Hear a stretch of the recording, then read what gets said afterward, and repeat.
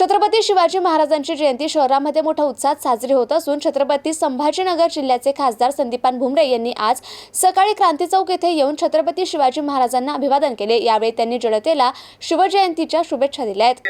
खासदार झाल्यानंतर छत्रपती संभाजीनगरचा या जिल्ह्याचा खासदार झाल्यानंतर पहिल्यांदा ही शिवजयंती पार पडली।